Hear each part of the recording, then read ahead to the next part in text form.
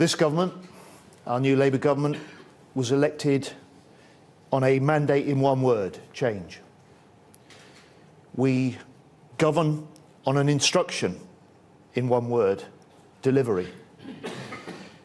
And as a new government, we're delivering for defence over these first 7 months. We've stepped up and speeded up support for Ukraine. We've increased defence spending this year by nearly £3 billion and will set a path to spending 2.5% of GDP in the spring. We've launched a new defence industrial strategy. We've secured a deal to buy back 36,000 military homes to improve conditions for personnel and get better value for the taxpayer. We've given the men and women of our armed forces the biggest pay increase for more than 20 years. We've signed the landmark Trinity House Agreement with Germany, and we've already progressed the Armed Forces Commissioner Bill through the House of Commons to give a strong independent voice to improve service life. And we have in the MOD 2 major change programmes, both launched within the first month of government. One, the Strategic Defence Review. Two, our Defence Reform Programme. Each is essential for the other. The Defence Review will reinforce the imperative for defence reform. Defence reform is the foundation for being able to implement the Defence Review and for discharging what is our first duty in government. Exactly a year ago, actually in February, I gave a little notice speech at the Policy Exchange on defence reform, in which I outlined, and I said then, the need to create a stronger defence centre capable of leading Britain in meeting the increasing threats we must face. And in a little noticed section of the Labour Party manifesto at the July election, we pledged specific reforms and said, strengthening our defences requires stronger leadership, clearer accountability, faster delivery, less waste and better value for money. By the end of July, I'd put in place a new team, new leadership and weekly meetings with me to drive our defence reform programme. And today I wanted to offer an update on where we've got to and where we are going in the months ahead. I have to say, one of the really special things about this job, the special things about this special job, are the deeply impressive men and women I meet every day. From the submariners coming home from weeks under sea to the Clyde, to apprentices on Derby's nuclear reactor production lines, to the NATO HQ team with people in the MOD building that last week pulled together the Ukraine Defence Contact Group meeting of 46 nations in the room at 1 week's notice. Extraordinary people doing extraordinary things within a system that very often doesn't work in the way that we need it to for an increasingly dangerous world. Work in the way that we need it to provide our armed forces with what they need to deter, to fight and to win. First, underpinning it all is the absence of clear, consistent accountability, central to the effectiveness in any organisation. Yet I've been having too many meetings when I ask, who's leading this? Who's responsible for getting this done? And no one is able to give me a single clear answer. Second, while everyone agrees that defence spending needs to increase, it's not just how much you spend, but it's how well you spend it. And we're simply not securing the value for money our armed forces or our economy needs from every defence pound. We duplicate even the most central tasks. For example, we have 11 separate finance functions, 2,500 people doing the same activity in different places, in different ways. And third, defence is mired in process and procedure. We've added complexity where simplicity is needed. In procurement, we've got a situation where we employ 11 checkers for every one decision maker. So no wonder it takes on average 6 years for a large programme simply to get onto contract. So today I'm here to declare that investment in defence will be matched by reform. First, we're introducing clear points of accountability at every level within UK defence, starting at the top with 4 new senior leaders. 4 leaders who report to me as Defence Secretary and my ministerial team at the central point of accountability to the British people and to the British Parliament. The Chief of the Defence Staff, who for the first time since this role was created, now commands the service chiefs, who will be the head of a newly established military strategic headquarters responsible for force design and war planning across our integrated force. The Permanent Secretary, our Principal Accounting Officer, who will run a leaner, more agile Department of State, with more policy muscle to lead arguments across Whitehall and with allies. We'll revamp the senior roles to elevate those into policy makers with broad portfolios and powerful mandates. Third, our new Armaments Director, who will fix procurement and drive growth, and I'll come back to the detail of the National Armaments Director in a moment. And fourthly, our Chief of Defence Nuclear, who will continue to lead and deliver the national nuclear enterprise within the recently established ring fence and freedoms. This new quad will lead a defence which is more concentrated on warfighting readiness and on deterrence. They'll shift the approach as an organisation which too often has been obsessed with process to one focused on outcomes, in which information flows quickly, accountabilities are clear, and results are demanded. And this new quad will be up and running from the 31st of March. And on finance, we'll match our new accountabilities with a department that manages money better,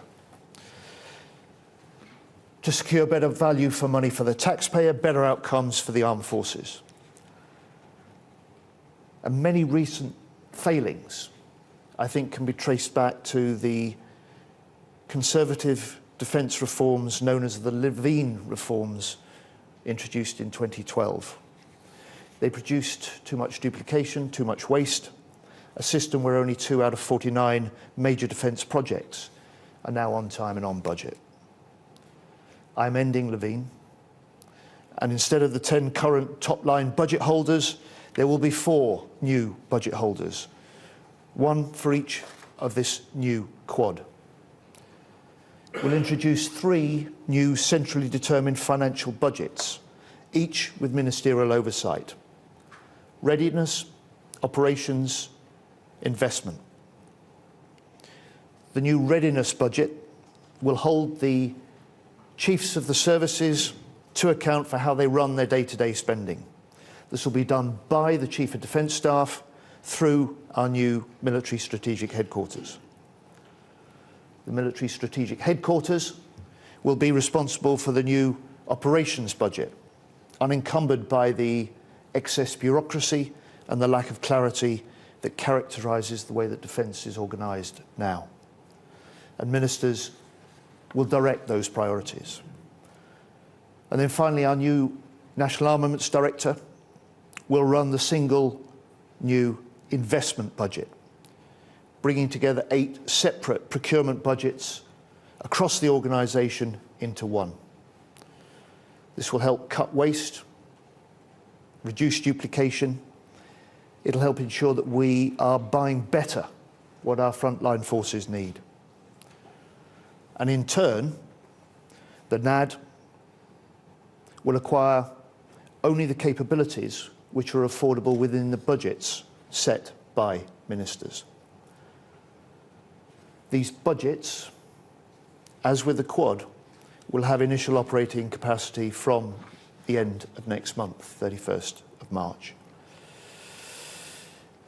And our new National Armaments Director will fundamentally change how defence works to partner with industry and how defence becomes the engine for driving economic growth. So sitting alongside the Permanent Secretary and the Chief of Defence Staff, they'll execute a £20 billion plus budget to build and sustain our national arms arsenal. Because at this time, we must rearm Britain. And I see this as a new FTSE 100 company within the MOD, tasked, if you like, with getting the very best capabilities needed into the hands of our frontline forces, delivering on our defence industrial strategy to create more defence jobs, more defence apprenticeships in every region and nation across the UK, tasked with driving British exports up and up wider, tasked with assuming responsibility for the entire end-to-end acquisition system for the MOD. They will save the taxpayer at least £10 billion over the next decade, savings that we will reinvest directly into Britain's defence. Our interim NAD will be in post by the end of next month. Recruitment for the permanent candidate is already underway. And so in conclusion, the world is changing, defence is changing. Our reform programme represents the biggest shake-up of UK defence for over 50 years. And let me say this. This is a government whose commitment to defence is unshakable. It's the foundation for our plan for change, for the delivery of our government's missions. We will match sustained investment with serious reform. It'll mean growing the economy. It'll mean a more muscular defence for a more dangerous world. It will mean Britain, which is secure at home and strong abroad. Thank you. Do you want me to take the questions up here or down there? Yeah, that's okay. Thank you very much. And there's a lot there that chimes with many areas of the Institute's research around procurement, around the importance of clear accountability, incentives and so on. So really good to hear that, and also good to see a clear plan developed in opposition coming to fruition with early action in government. I'm just going to start with a few questions myself, if that's okay, and then we'll go to the floor. So you talked about the excellence of the individuals who you've been working with, but there's a clear sense of frustration which comes through from your remarks about and a sense of the need for change at the MOD. Is it simply the case that you've entered a department which was just sort of too flat-footed to deliver the sort of change you want to see? And I guess my question is, you're not the first Secretary of State for Defence who's wanted to reform the MOD. What's going to be different this time around? I mean, I've been certainly, as you say, I and Keir Starmer had recognised the requirement for defence reform early. We had come into government with a plan. What I've been struck by is how responsive defence is to direction and decision, how wide the appetite for change within defence is, and that's at every level.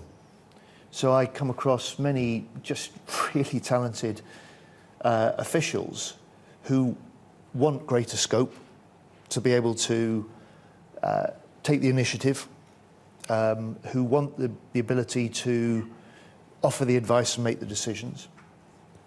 And it goes right across the board and right to the top. I mean, the Chief of the Defence Staff did a speech at RUSI just before Christmas. And he said how much reform was needed. In some ways, he showed his frustration. He said that defence was still too slow, still too hierarchical, too concerned, or not enough concern with prioritisation. So I've been impressed and encouraged by how receptive defence is, how ready defence is for this reform.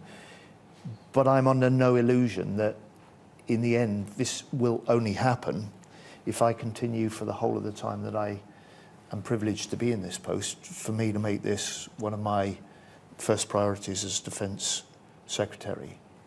And I do it not because I want to spend my time doing this. There aren't any bonus points in politics for administrative and managerial reform, but I want the results. I want defence to be stronger. I want us to be more influential. And I want the people who are dedicated, that I talked about, in their different ways right across defence, in and out of uniform, dedicated to defending our country and keeping people safe. I want them to be able to do the job that they've joined to do and they give their service to do. And that's my responsibility. The good news is that the IFG, you do get points for administrative and managerial reform. Thank you. Turning to the changes in roles and jobs that you talked about. You talked about the National Armaments Director effectively being someone who's running a FTSE 100 company. That clearly requires a certain skill set. Yep. I guess by implication, you think that the system has not grown people with that skill set that you need. So what sort of, can you tell us what sort of person you're looking for? What is the skill set they need? And can the civil service attract those sorts of people in?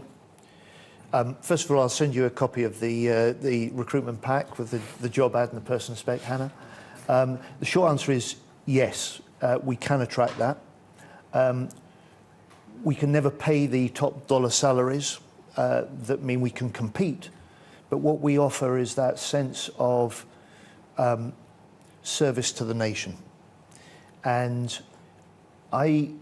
now for me is the time, not just where this role is needed, now is the time where this role is possible. And I say that because the wide recognition of the increasing threats that we're facing means that I'm finding, and David, our Permanent Secretary, would say the same, that there is a level of willingness from investors, from industry, from people across the country to work with defence and want to play a part. So I think now's the moment where we can. And if you take a look at that span of authority, this is a singular job at a singular time that offers a singular opportunity to play a part in the future security and life of this nation. And that, I believe, will be sufficient to attract the sort of calibre of candidate we need to establish and then to fulfil this really demanding role. You've talked today about the change needed in defence, but do you think there's also, would you like to see changes in the defence industry with which your new NAD will be interacting? 100%. So before Christmas, I launched a statement of intent which set out the broad direction and principles for the defence industrial strategy that we are developing. I launched that at Rothschild and said then that I expected to spend as much of the next year talking to investors as to industry, to small and medium-sized, especially defence and potentially civil tech firms as the big primes. And this is a feature, I think, not just of the changing threats, but the changing way that we respond to this. And if Ukraine is the experience that in Germany they described as the Zeitenwende, Ukraine has the lessons which tell us how we can do things differently in the future, as well as the imperative that tells us we must. One of your predecessor, Ben Wallace, said that the UK armed forces have been hollowed out and underfunded. Do you agree with that assessment, having been in the job for 6 months? I did then, when he admitted this to me in Parliament in January 23. And it is certainly the case when you've seen the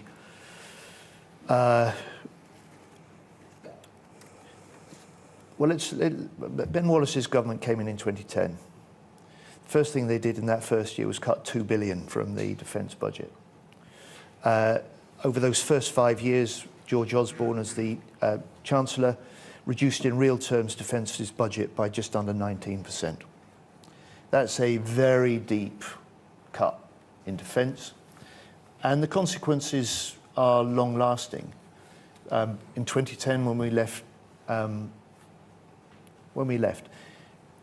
lost the election and we were ejected from government in 2010, we were spending as a country 2.5% of GDP. That's the level that the last 14 years have got nowhere near.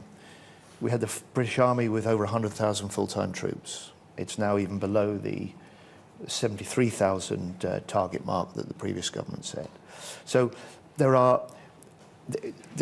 is a combination of a long legacy of decisions like that with an extraordinary professionalism and a willingness and a capacity to fight now, fight tonight, fight as required, and to do whatever this nation requires of our armed forces.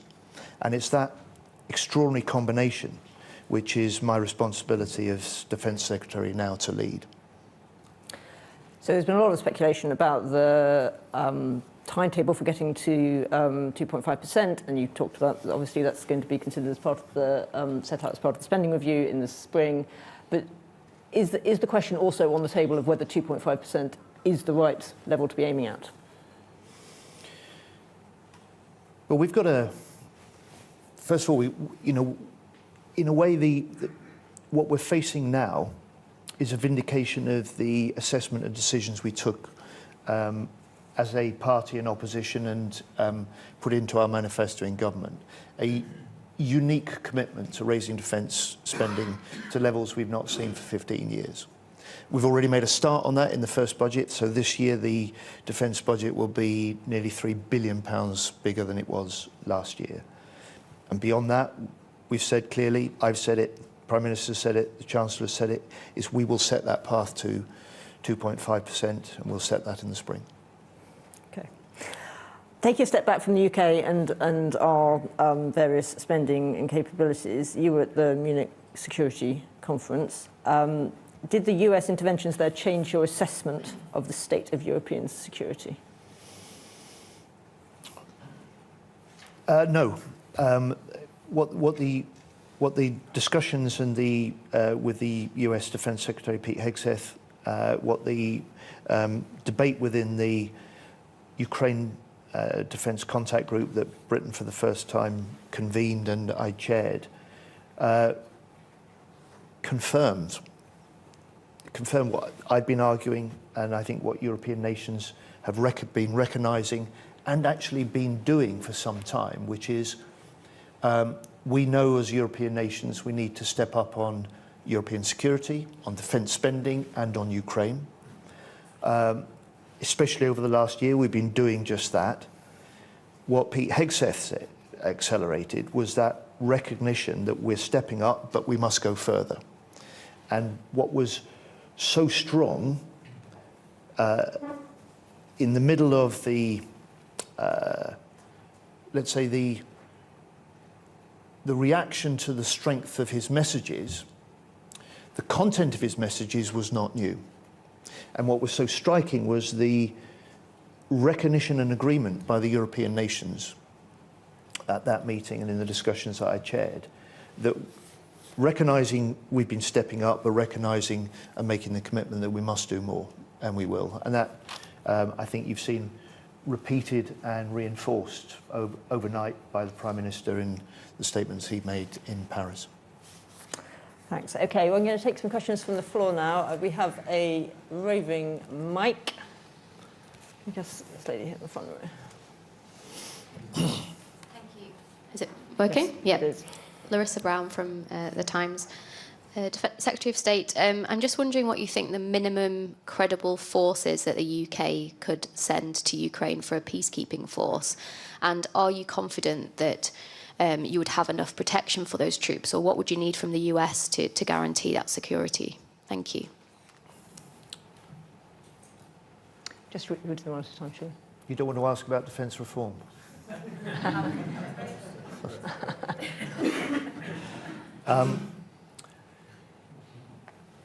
We need a security guarantee for Ukraine, in Ukraine, that is capable of delivering what President Trump has pledged and says he wants, which is a durable peace. That requires an end to the Russian attack and no repeat of that in the future. The European countries have to play a leading part in that guarantee, but require a backstop from the US, because in the end, it is only the US that can provide the deterrence to Putin that will prevent him attacking again. And the detail of that is being developed. Keir Starmer will discuss that with President Trump when they meet shortly. But the one thing I'm not going to do is discuss details of the work that we're doing, the discussions we're having with allies and with the US, because the one thing I don't want to do is make Putin any wiser. Okay, down here at the front.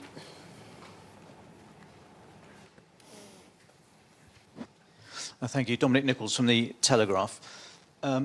Minister, if you listen to the signal, not the noise from Munich and Ramstein, the Americans were saying they'll do China, they expect Europe to do Europe. Why is it still a priority that we tilt to the Indo-Pacific and not Euro-Atlantic security? And on the numbers, you say you're going to make £10 billion savings in the next decade to reinvest in defence. That's great, because Meg Healey, your colleague, says the black hole is at least 7 billion. So are you going to fill that black hole completely, or will some of the programmes contributing to the black hole going to be cut? Thank you. No, the savings, Dominic, that I say that as a minimum over a decade we can secure by this new approach to procurement will all be recycled into defence. That won't be the only source of what we put into defence in order to meet the threats that we face. But it is absolutely, should be, and has not been in the past, a requirement of the way that we do our procurement. And on the Indo-Pacific, I've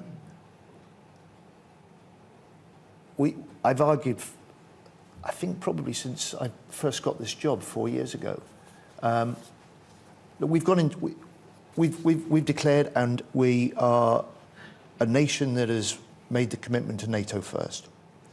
A recognition that the European nations within NATO need to do more of the heavy lifting, and that the European nations in NATO need some of the NATO first and first in NATO leadership that the UK can provide. That's what we set out to do. On the Indo-Pacific, the previous government, when they did their second integrated review, confirmed that the Indo-Pacific tilt had been delivered. We have commitments and partnerships which are profound in the Indo-Pacific, from AUKUS to GCAP to other arrangements, and we can do a contribution to the balance of regional security in the Indo-Pacific, in support in particular to the US and other allies, in a wide variety of ways, from technology to industry to diplomacy and to sort of military training. We will provide a role, but fundamentally our first responsibility is in NATO, and that's where my focus is, that's where the Prime Minister's focus is, and that was at the heart of the terms of reference of our Strategic Defence Review. Malcolm. John, you talked about the MOD and the reform that you're going to lead in the Ministry of Defence, but quite a number of the phenomena that you've been talking about are government-wide. There are things which I'm sure your cabinet colleagues are also grappling with, issues of cost escalation and delays and the need for reform. you've talked, of course, Peter Kyle has talked about the need for AI to transform government and so on. So can you say a little bit about how your reform package in the MOD fits with the wider reform which the government's pledged to across Whitehall? I suppose in its simplest terms, it reflects what the Chancellor is now saying, which is no investment without reform. But it's an imperative that I bring as Defence Secretary with a singular focus to defence. And I said in the remarks that I made earlier on, this is not a change for change's sake programme. This is because it is required, in my view, for us more effectively to meet the challenges of the times. It's required, in my view, in order to give us the foundation for implementing the Strategic Defence Review. And by the same token, I expect to see the Defence Review reinforcing the imperative and the direction of defence reform. Minister John-Paul Rathbone, Financial Times, about the National Armaments Director and the kind of person you're looking for. On the spectrum of possible recruits, are you looking for someone like, say, Elon Musk, who's going to drive efficiency through the MOD as well as launch Starlink, or someone like Kate Bingham, or a civil servant? And second of all, when are you going to publish the job advert? Because although you've said it would be published, it has not been published yet, despite the urgency of the post. I'm looking for the very top talent that we can attract. Their job is very clearly not the internal reform of the Department of State. That's the Permanent Secretary's job. And in terms of the recruitment process has already started. It's in the hands of the Civil Service Commissioners, so it's independently driven. And that is, for now, the answer to your question about the ad. The gentleman there. Edward Stringer, Senior Fellow, Policy Exchange. Secretary of State, you've been very clear from a year ago, as you said, about your plans for reform. You hit the ground running, and yet I think it's fair to say the change programme hasn't been plain sailing to deliver, and you're going to go live at the end of March. At that point, the NAD is going to have to create and change the cultural mindset of a whole range of industry, from global primes through to national champions down to SMEs. As you look back over the change from the last 7 or 8 months internally, what do you think needs to be put in place so that the NAD can drive that external cultural change that we're going to need to see to deliver all the benefits that you're looking for? I don't know of any big change programme that hasn't been complicated. And I don't know of any big organisational change programme that it can ever be said to be completed. So I expect this to be a feature of my role for the entire time that I'm in this position.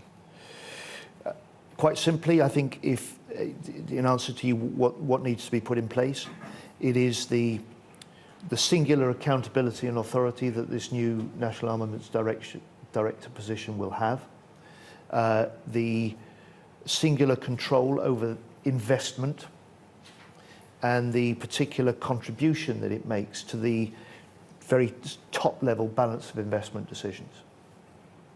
And I think that combination with the definition of new relationship and partnership with business, not just the major primes, I think will start to create the ability to deliver better, get better value for money, be able to do what we need for our frontline forces more quickly.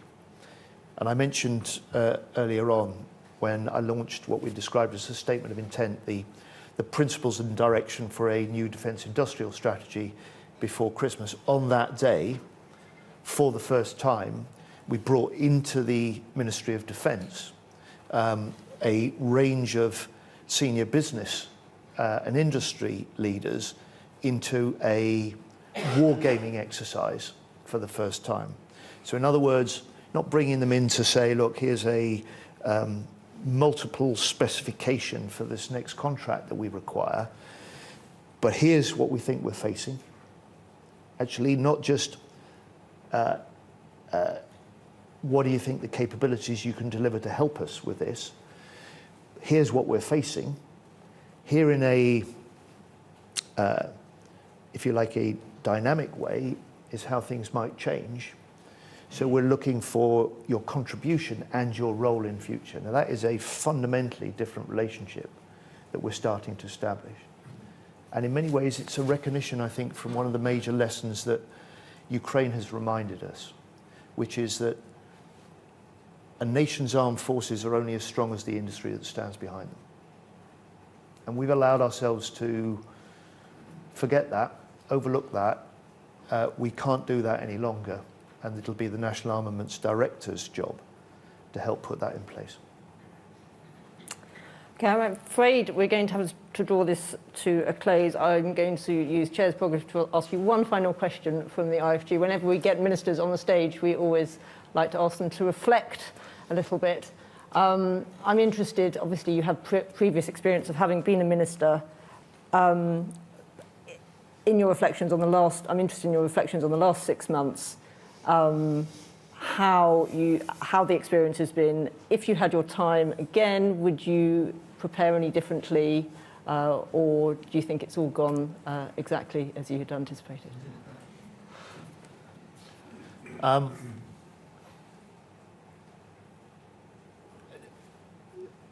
wouldn't have prepared differently. I would have. It's a good question. I wouldn't have prepared differently. I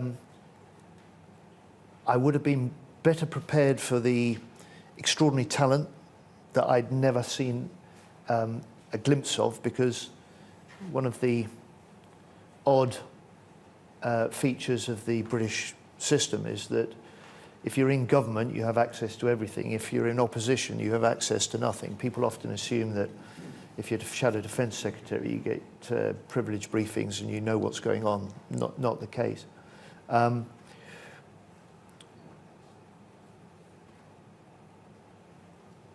one thing I would like to have seen differently would be Putin recognising that he can end this war and pull back, and so we weren't faced with the huge challenge we have in playing our part in helping lead the defence of Ukraine, and doing so because they're fighting and they're the front line of defending the UK as well. That's the one thing. If you're offering me a magic wand, I would have waved on day one. Thanks very much. Can I ask you all to join me in thanking John for a really fascinating.